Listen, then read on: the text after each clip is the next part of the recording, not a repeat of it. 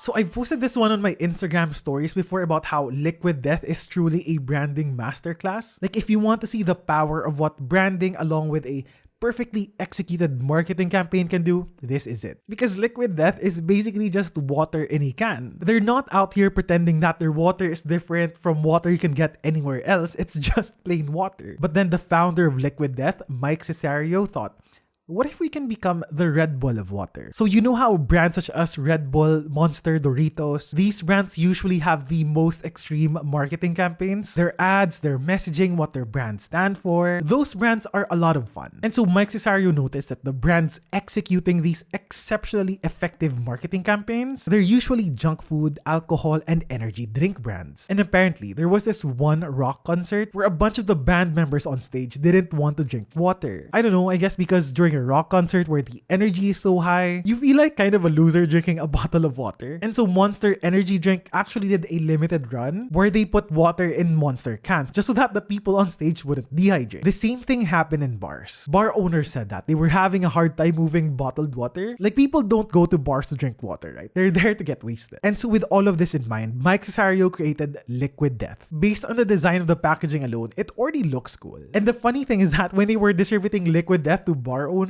they said that they couldn't believe as to how much of these they were selling. And that just shows how people perceive Liquid Death. They think it's cool. Everything about the brand is so well thought of and so funny because they keep associating murder and all these dark stuff with something that's so mundane, which is water. A lot of it is borderline controversial, but that's exactly why it's so funny because they're associating murder with the most harmless thing on earth. And I love their choice of words, like they're using the tagline "Murder Your Thirst." If you check their website, their choice of words are so well thought of. And they even have this Spotify playlist called Greatest Hits, and it's all just a bunch of metal rock songs. It's so well thought of. I also love their hashtag of Death to Plastic, emphasizing their use of aluminum cans instead of plastic bottles. And my personal favorite would probably be the fact that they have a merch line. I mean, guys, this is how you know the true strength of a brand. Like, you know a brand is strong if they're selling water but they have a community of superfans. Superfans who are crazy enough about them to the point that they're willing to buy merch. I also love that they sold a bunch of these cute stuffed toys. It's kind of dark because there are a bunch of stuffed animals suffering due to polluted oceans, and they call this line of toys Cutie Polluties. It's sad thinking about this, but it's brilliant how they were able to find a way to communicate this message in their own way, in their own voice. And how can we not talk about their ads? They have the most entertaining ads, and I'm sure it's not everyone's cup of tea, but if you're into that, you're gonna love it. They have this crazy gory animated ad of their mascot, which appropriately is this jacked up body with a Liquid Death can as a head, and the video is just this guy going around killing people in the most brutal of ways. It's just so unnecessarily brutal and needlessly bloody for a water brand,